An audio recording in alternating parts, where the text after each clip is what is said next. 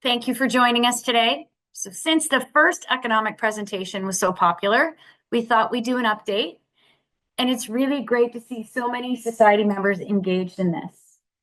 And as many of you attended the last session, I also see a lot of new names on the list, so that's great to see. The economic situation continues to move and change quickly, and lots has happened since we had our first presentation. And I think that even folks who did have an opportunity to come to the first meeting will get a lot of value out of this presentation. And so our intention in this is to give you an overview of the issues that have the biggest impacts, first and foremost, on your jobs, but also on the issues that are going to affect your families and your wallets. And I do want you to know that the society is watching this very closely, and we will always work within whatever economic conditions exist to ensure that society members get the kind of contracts that support your needs and the things that you deserve, always knowing that the union has your back. So I'm going to turn it over to Nathan now to kick off his presentation and look forward to interacting with you during this presentation. Over to you, Nathan. Great, thank you. Hello, everyone. I hope you can all see this. Okay, can I get a thumbs up just to make sure that you can see this on the screen okay? All right, I got a hands up. That works. Perfect. So thank you all for coming. A couple things, just quick introduction. I'm Nathan Jackson. I'm the Society's Economist and Research Officer. We are going to have some Q&A at the end. If you were here last time, you may remember we used the Slido app. So we're going to use that again.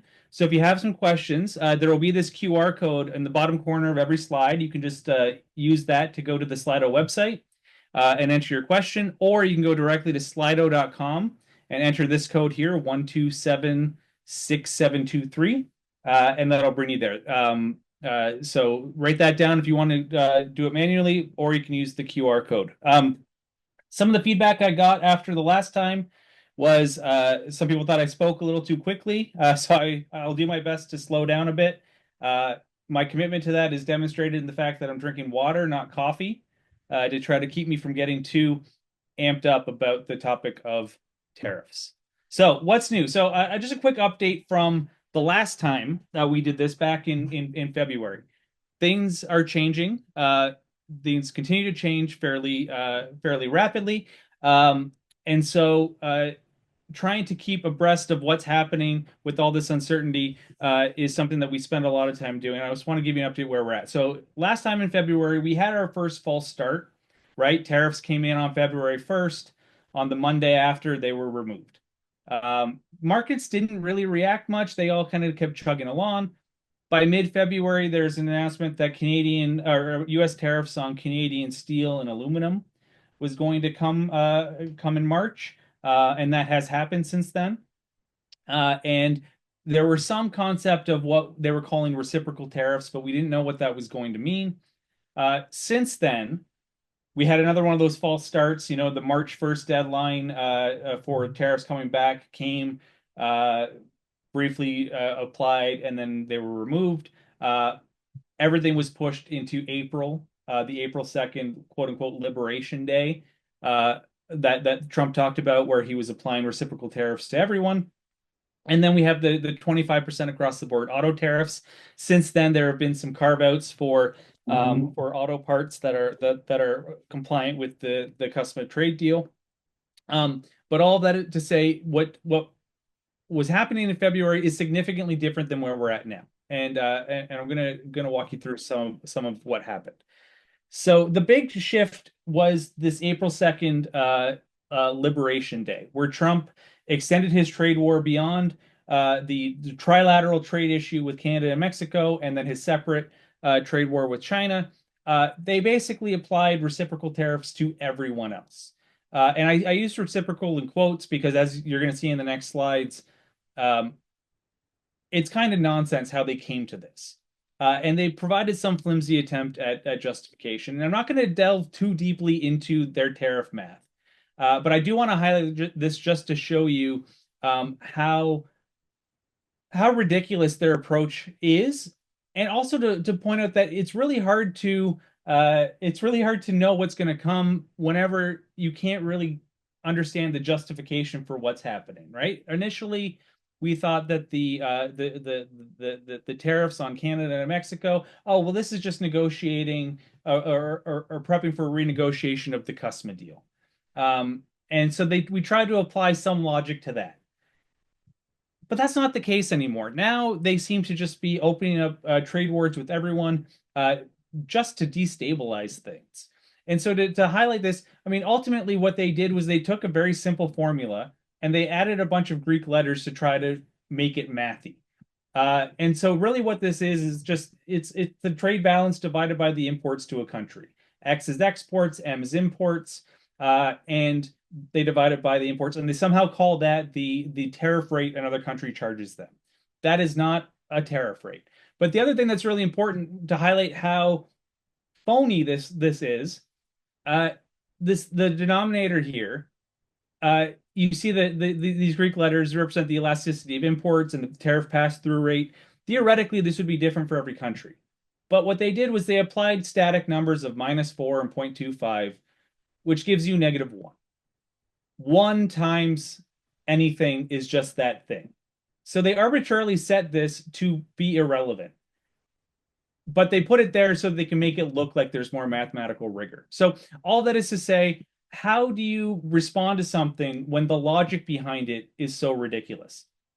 And how do you know where it's going to go? And so just to give you an example of what these reciprocal tariffs end up looking like, you have these across the board tariffs of 50% in some cases, to a minimum of 10% if they don't have a trade deficit with that country, they just apply 10%. So I mentioned back in February that when that happened, when the original tariffs happened on Canada, markets didn't really respond. So this is the index of the Dow, the Nasdaq, the S&P 500, and the purple line here is the Canadian financial markets, the TSX. And so back in February, when this first happened, markets didn't really get spooked. And then in March, whenever there was more indication that it was going to apply to more countries, and they started to ramp up the rhetoric with Europe, markets started to shake a bit. But the big thing with the financial markets came on their Liberation Day.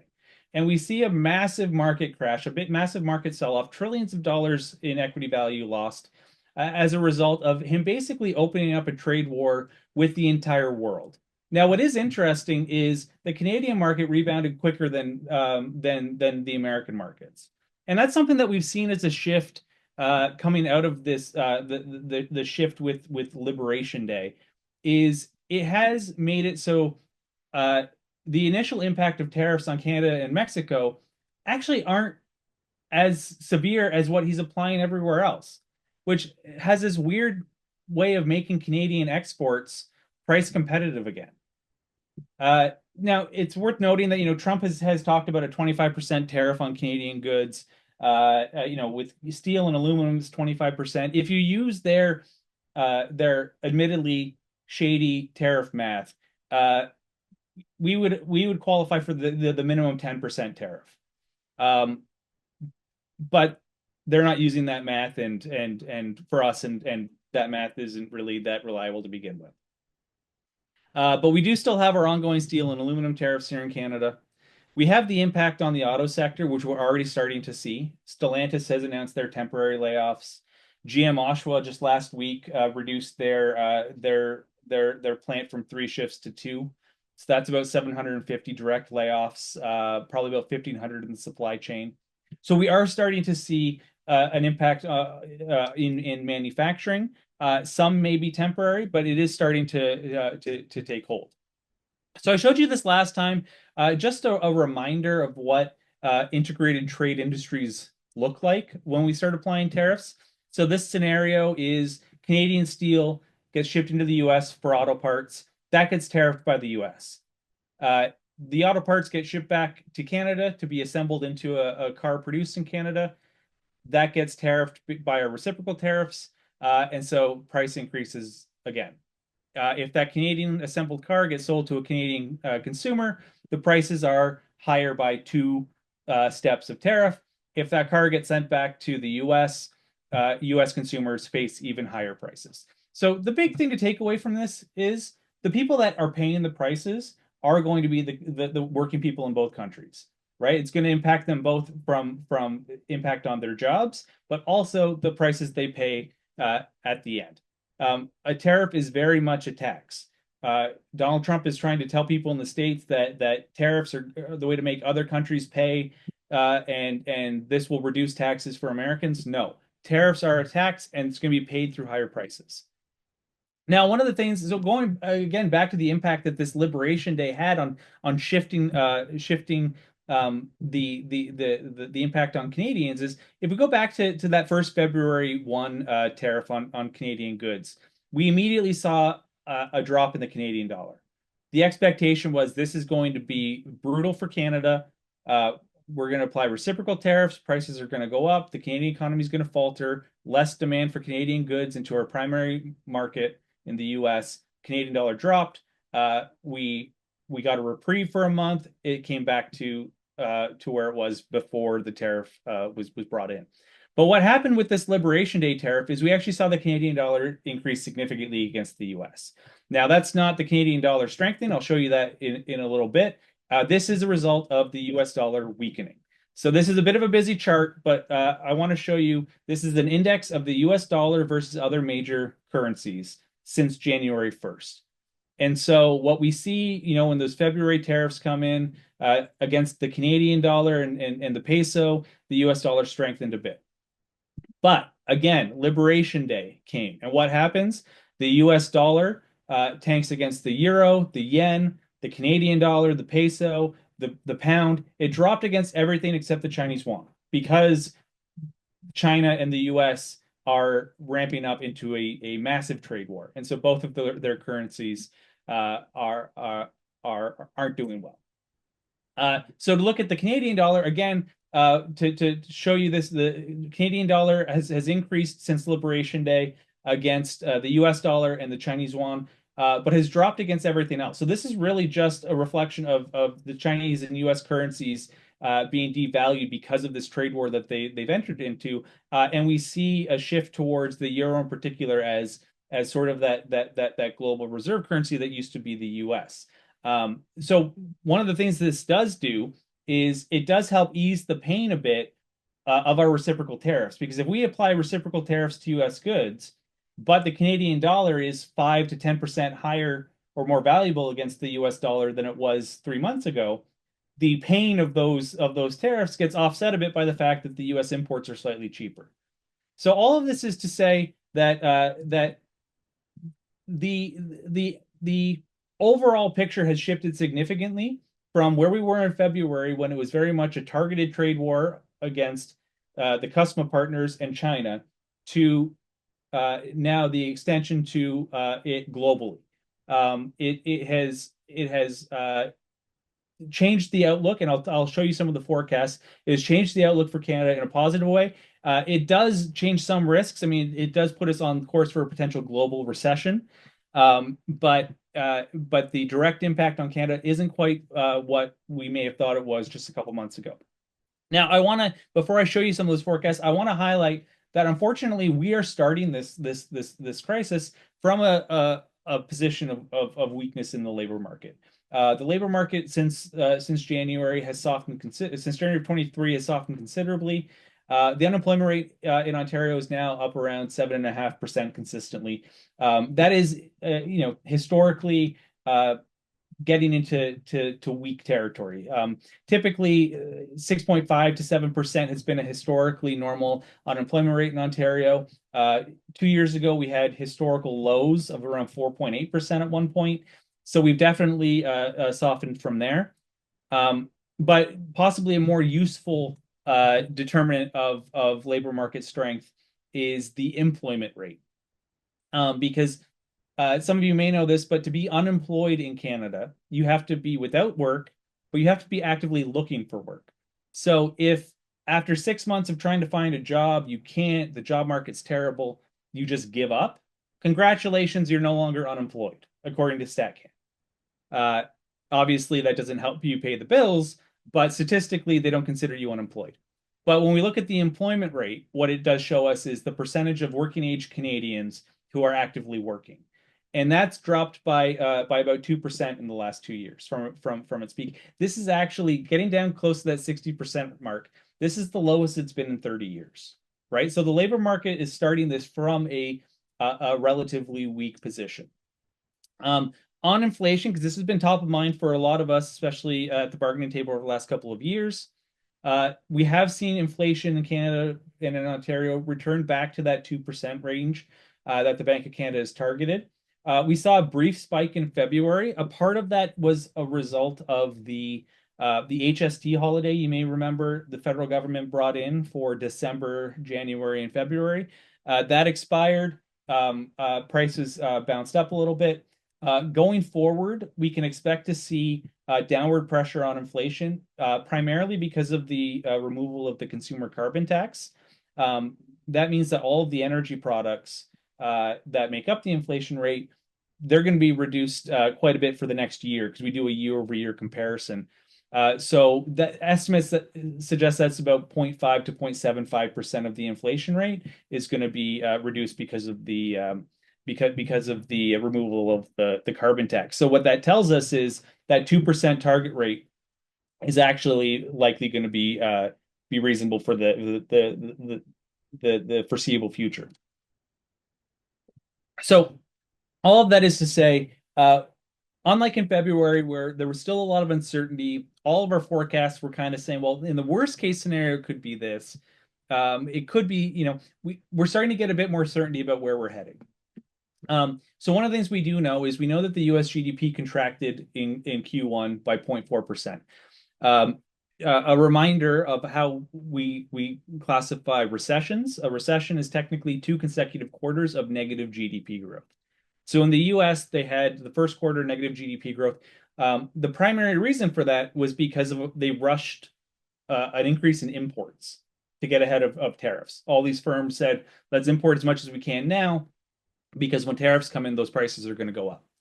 And just a reminder of how we determine GDP. GDP is a function of consumption plus investment plus government spending plus exports minus imports. So when imports goes up, if all else equal, imports goes up, this becomes negative, or at least smaller, but negative in this case.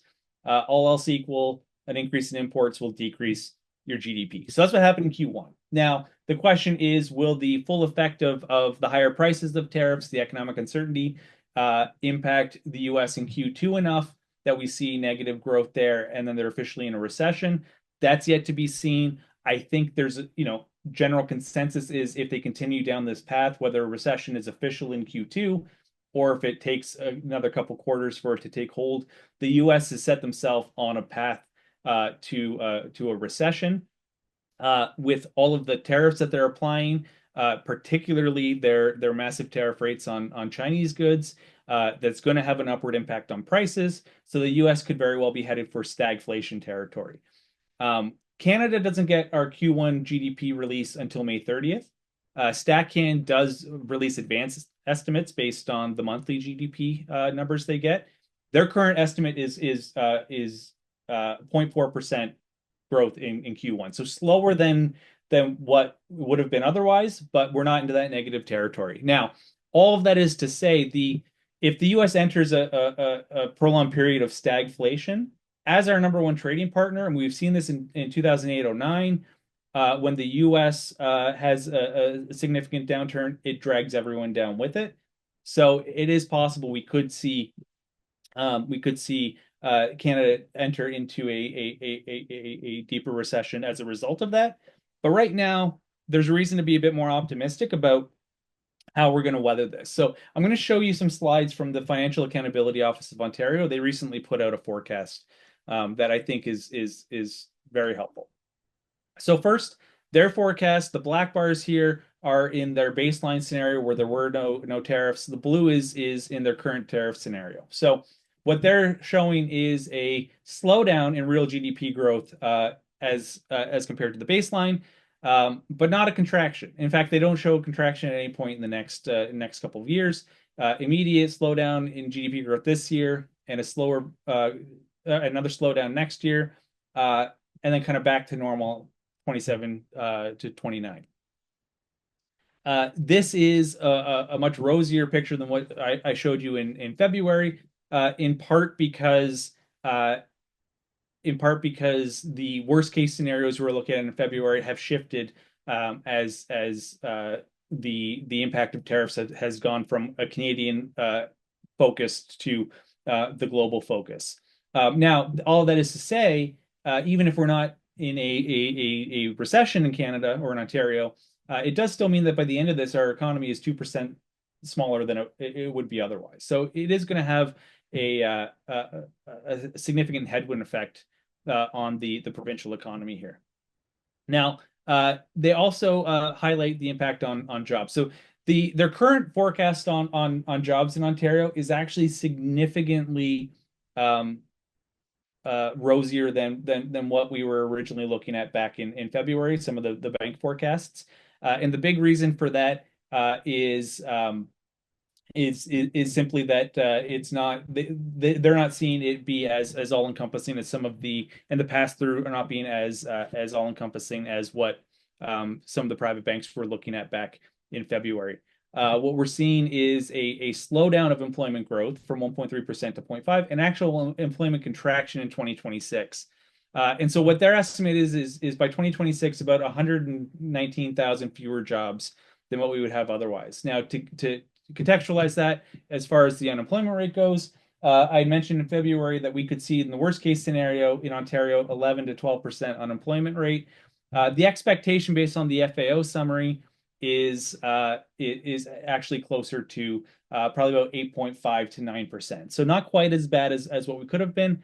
Regionally, we are seeing their estimates do see it impact the Southwestern Ontario, the GTA, the big manufacturing sectors. Most of the jobs lost in the FAO's forecast are in manufacturing, and that's something that is important to remind our members is that we are ultimately fairly uh, uh, not exposed to trade issues, right? Our sector does get to have the luxury of being slightly removed from that. That said, obviously, when you decrease manufacturing output in Ontario, that's less demand from some of our major electricity consumers. But ultimately, this isn't 2008 where we saw the risk of possible mass departure of some of our major manufacturing and a long-term decline in demand. I think that there's still indication from both the general economics of it and also indication from the re-elected federal government and our current provincial government that we do still expect to see significant increase in electricity demand in the next 10 to 20 years, and we'll need to continue to build out our generation accordingly. Uh, Finally, on inflation, going back to what I was saying around the impact of the carbon tax this year, we know that that's going to have a push down on inflation.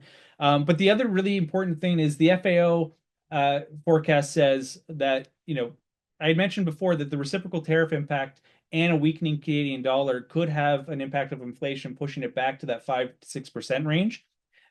Most of the forecasts now are saying that that's not as likely. We have a better sense of what our reciprocal tariffs look like, as well as we know that there's going to be a slowdown in global demand because of this new global trade war, and energy demand coming from the U.S. As well. So all that's going to have a downward pressure on inflation, and then when you bring in the impact of reciprocal tariffs, it kind of levels out, and so we end up with a roughly 2% target for inflation in Ontario, and be similar in Canada over the foreseeable future. So all of that suggests that risk of high inflation coming back might not be something to be too worried about right now. Finally, the last thing I want to say is less about the economics, but I want to talk about the society and its role as part of an international union. So most of you should know that the society is a local of the IFPTE, part of the international union there. And I really wanted to use this to show the benefit of being part of an international organization like this. So we know that this is something that's being driven by the U.S. government, the U.S. president, and we have allies who are at the table in Washington, D.C., fighting for us. And I want to tell you that within a couple of days of Trump announcing this the first time back in January, we had folks from the IFPT reach out to staff at the society to ask us about the potential impacts on our workers, our members here, as well as the Canadian economy as a whole. Uh, and and they've been taking that information and they've been fighting for us in Washington and at the AFL-CIO. And to me, the perfect example of why having an ally like that fighting for us is if you've heard what the UAW, the United Auto Workers president in the States, has been saying about the tariffs. They've been saying it's a great thing. It's going to be good for automakers in the States, and completely ignoring the fact that the people are going to hurt from this are working people in the U.S. and in Canada. And just some historical context. Now Unifor was the CAW.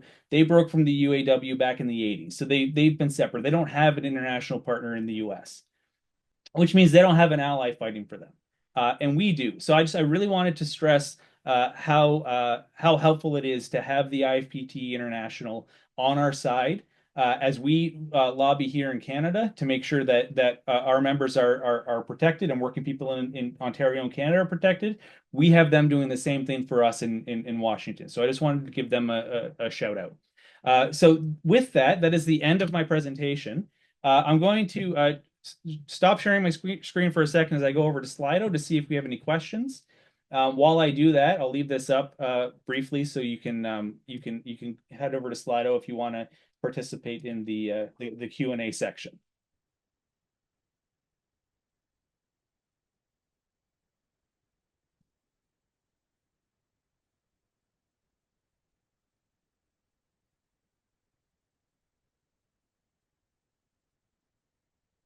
Okay.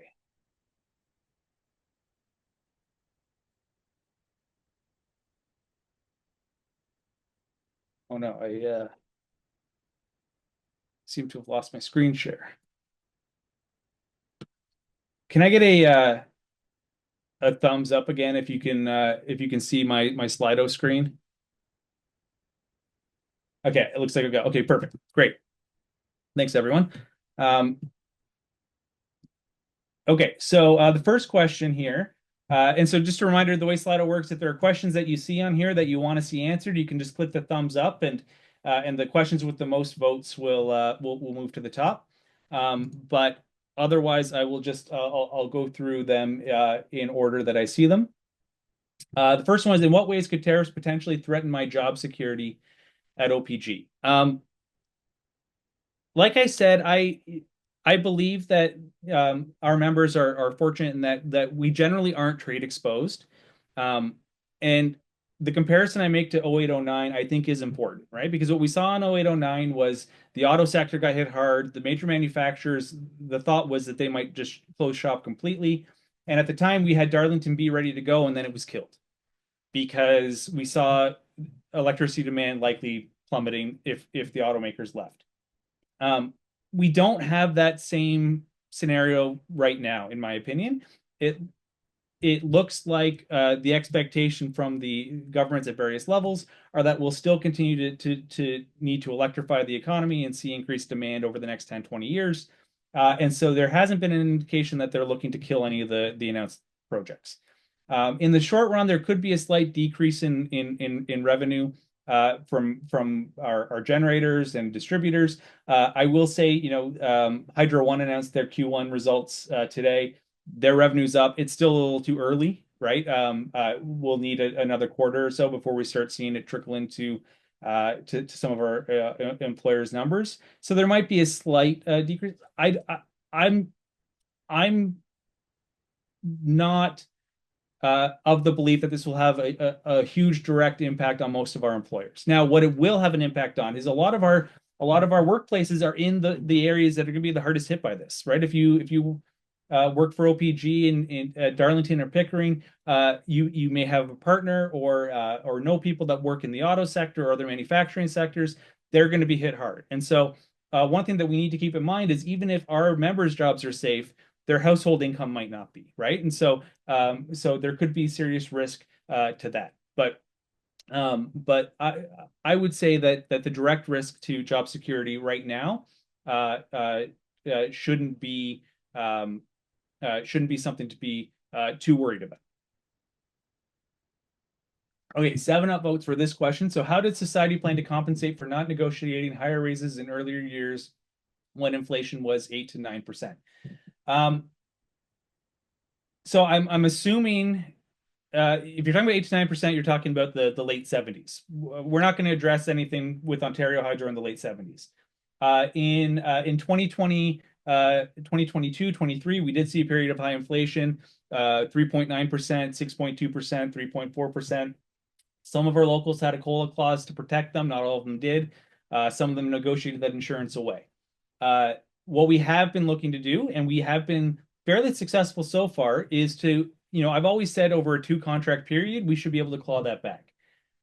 For folks at OPG, for example, our most recent award was in the fours. We're we lost for the most part for most of our locals. We lost typically 3 to 4% in purchasing power during that period of high inflation. What that means is if inflation's going back down to 2%, it means that 3 years of threes can cut that out. And that's part of our goal. And for the most part, we've been fairly successful at starting to, I've always said it's a 2 contract approach. A lot of our locals might get there in this contract. So the goal is to claw back what was lost to inflation, and I think so far we are on track with that. And everything that's going on with the global economy may throw some curveballs there, but I do think we are on track to claw back what was lost. Next question: what should we expect for interest rates in 2025? Oh man, predicting what the Bank of Canada is going to do is I always say if I could predict these things, I'm 40 years old, I'd be retired by now. No one really knows where we're heading with these things. I will say that the most recent rate announcement was a hold as we kind of see what the impact of tariffs are. There was some concern that if reciprocal tariffs drove prices up too high, the Bank of Canada would have to raise interest rates. That seems to be not the case anymore, right? I showed you that the forecast for inflation is back around that 2% range. So we may see if the inflation rate hovering around 2%, and what's happening with the U.S. pushes us into a recession, we can see rates come down to try to kickstart the economy a bit. But right now, it does look like I can say that based on current assumptions, the risk of inflation coming back and interest rates rising seems low. And so that's the one thing that I can maybe speak to now. Next question: if services are not tariffed and if Canada Ontario does not import electricity from the U.S., do the tariffs affect jobs in the nuclear industry in Canada? Yeah, actually, so this is a great question, and I kind of tried to touch on it a bit.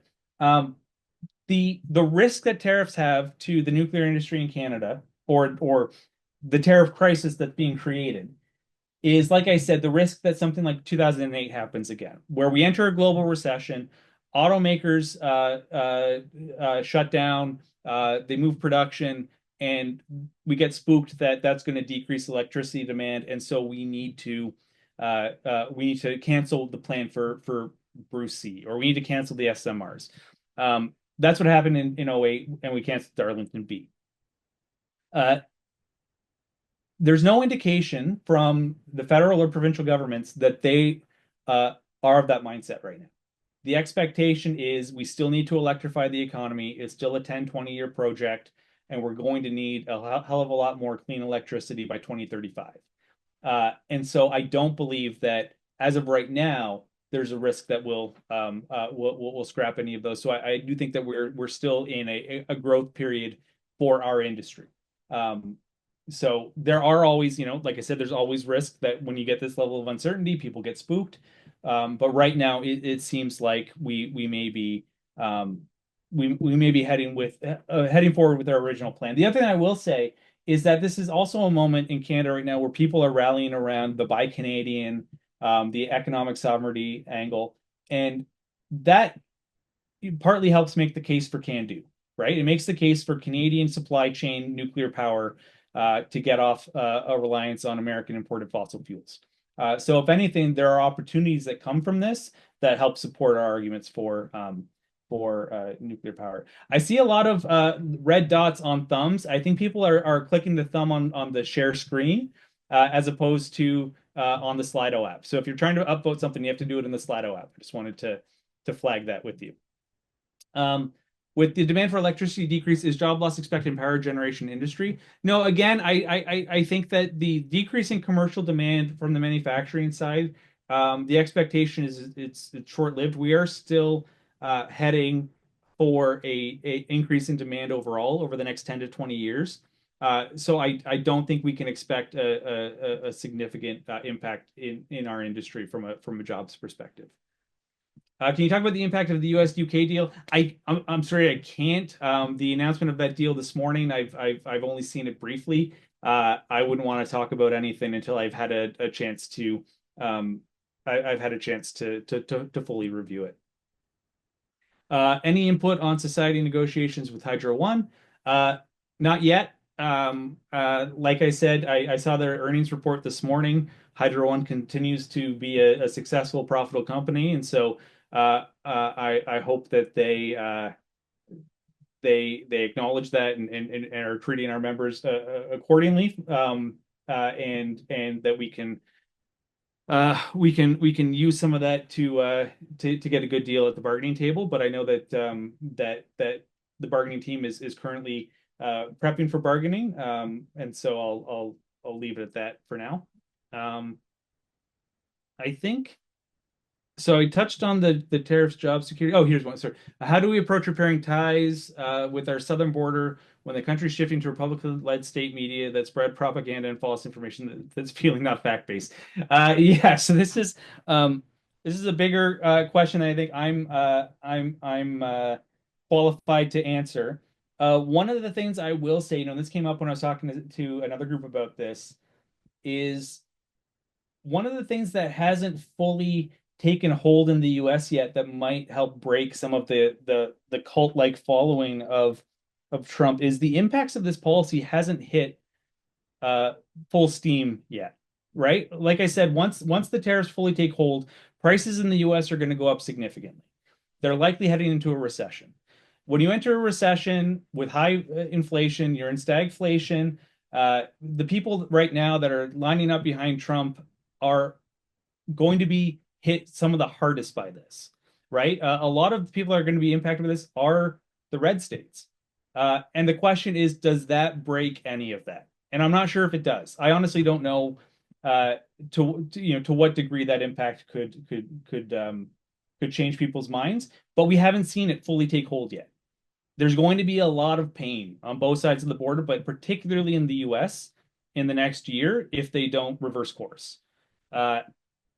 And maybe that'll help change some minds down there, but I honestly don't know. Last couple questions, and then I think we can wrap it up. What financial investments would you hedge into? I am not qualified or allowed to give financial advice. I am not going to enter into that minefield. I will just pass on that. What is the expected outcome of the vote on Alberta's separation on our economy? I don't. There's a lot of talk and bluster. I don't think you'll ever get to a referendum on that. If you did, it would not be good for Alberta. Alberta depends a lot on Canada, whether they think they do or not. But I don't think you ever get to that point. It's a small, as someone that lived in Alberta for several years, it's a small minority of people that just have a loud voice. Society stance on non-essential work travel to the States. I can't speak to that. That is something I would say talk to your elected reps about. I'm not aware of a policy. I'm also not qualified to make those declarations. The last one, I kind of touched on it briefly. What do you foresee impacting future nuclear projects? I think the indication we're still getting from the governments is that the plan is we need to electrify and decarbonize in the next 10, 20 years. And so all indications seem to suggest we're going to continue down that path, but things can always change. So with that, I'll stop sharing my screen. I will hand it back to Rebecca. And thank you all for participating and being here and listening to me and sharing all those really interesting questions. and I hope to continue to engage with you on this as we go forward and learn more. Thank you very much, Nathan. As always, informative, great interaction with all of the members. I also want to make everybody aware, we have a guest. Matt Biggs is the president at our international, the IFPTE. Sam, if you could be so kind. Oh, Gay, I see you there too, hiding in the background, the secretary treasurer at the IFPTE. Matt, Gay, if you want to take a moment to say hello and a few words. Yeah, thanks, Rebecca.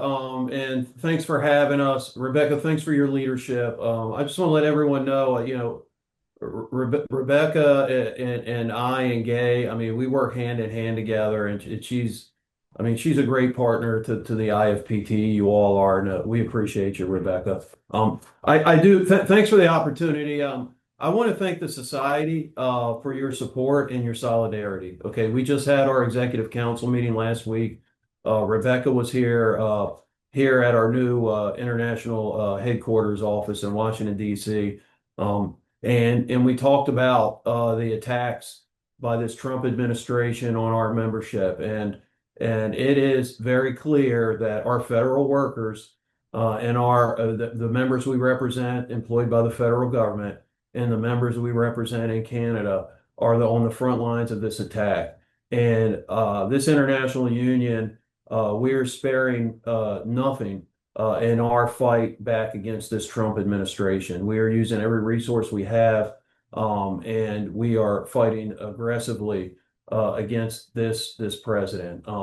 And our solidarity across the IFPT is very, very strong. Our locals are stepping up to support our members that are on the front lines of this attack. And you guys, being on the front lines, have stepped up, and you helped us put in place and contributed to our e-dues system in the federal sector. What this president did in his latest executive order is he's attempting to eliminate collective bargaining rights, and this is a huge number, for more than 1 million federal employees. And in doing so, in the same executive order, he eliminated payroll dues deduction. So all of our locals, most of them, not all of them, but most of them in the federal sector, their dues have been cut off. So we are no longer collecting dues. The locals are not collecting dues. We are not collecting dues from the locals, obviously. So we had to put in place this e-dues system. And, at the last meeting we were at, I think it was Joe Fierro asked, how can we help? How can we help the feds? And we thought, hey, a good way to help is help to contribute to this e-dues system brand new system that we're launching this week. So many thanks to the society. I'm just going to tell you, I'm just blown away by it, and I can't thank you enough for the support. And our federal locals feel the same, so thank you. I do want you guys to know we are fighting these tariffs the best we can. Unfortunately, in this country, this Congress has handed over almost exclusively the ability. Now, I saw the end of Nathan's presentation. I think we are heading into a recession, Nathan, by the way. But I think you're right. I believe you're 100% right. But the president has almost the complete authority to levy tariffs as they see fit, and that's a problem. We are supporting legislation, bipartisan, for Congress to try and take back some of that authority. But whether the legislation moves or not, it's an uphill battle for this legislation to move.